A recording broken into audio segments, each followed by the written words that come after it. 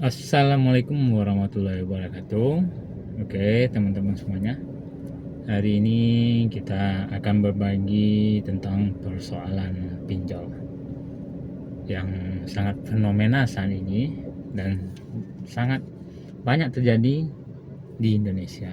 Oke, yang pertama kita pahami dulu tentang kategori pinjolnya. Kategori pinjol itu ada tiga kategori pinjol. Yang pertama itu ilegal. Ilegal ini kategorinya ini sangat memungkinkan istilah orang yang banyak itu bilang galbay, karena mereka tidak memiliki izin apapun, cuma memiliki teror. Jadi kalau kalian galbay itu paling diteror, tidak ada DC lapangan, tidak ada yang akan datang ke rumah kalian yang kalian takutkan selama ini. Itu yang ilegal. Jadi banyak sekali, kalau di Play Store itu banyak sekali. Yang penting kalian paham dulu dengan pinjol kalian tuh pinjol kategori apa. Yang kedua itu semi ilegal. Yang sering itu dan yang banyak itu yang dipakai itu adalah semi ilegal. Semi ilegal ini mereka memiliki izin dari OJK, tetapi mereka tidak memiliki DC lapangan, kemudian juga tidak berhak untuk BI checking kalian. Jadi kalian tidak usah takut. Itu hampir sama kerjanya dengan ilegal, ngancam-ngancam terus sampai kalian betul-betul mental kalian kena, ada yang sakit, ada yang melakukan hal-hal yang mungkin lebih berbahaya lagi untuk dirinya. Tapi itu hanya sekedar ancaman saja, jadi kalian tidak usah takut, kalian cukup santai saja. Itu hanya omon-omon bahasa sekarang ini, sebatas ancaman gitu. Kemudian baru yang terakhir itu yang legal. Yang legal itu barulah yang izin OJK, semuanya lengkap di situ. Jadi kalau yang legal itu macam Predivo, Aku Laku, yang besar-besar itu mereka sudah memiliki DC lapangan di seluruh Indonesia. Kalau saran saya, kalau kalian meminjam di aplikasi yang legal, lebih baik kalian ini bayar saja.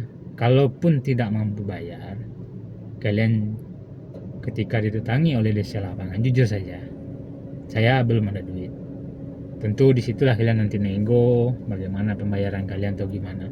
Karena kelemahan dari ilegal ini, mereka tidak boleh yang namanya melanggar hukum, tidak boleh ada kekerasan, tidak boleh ada ancaman yang lain-lainnya kepada nasabah. Nah itu enaknya, tidak ada penyebaran data atau yang lain-lainnya, karena nanti risikonya kepada perusahaan tersebut. Jadi yang legal ini sebenarnya menguntungkan ke nasabah, karena tidak sama dengan semi ilegal dan ilegal. Kalau semi ilegal dan ilegal itu ancaman teror DC-nya itu luar biasa. Satu hari itu bisa nelpon, bisa bisa hubungi kalian ratusan kali, apalagi aplikasinya lebih dari satu. Mungkin HP kalian bisa error, kegiatan kalian bisa terganggu, tidak sebentar menelepon. Nah itu yang semi ilegal dan yang ilegalnya. Tapi kalau yang legal itu mereka sudah kayak sistem perusahaan yang sudah diawasi. Jadi kalau kalian merasa ada yang ngancam dengan DC lapangannya yang dari legal, kategori pinjol yang legal itu, kalian cukup ngancam mereka juga.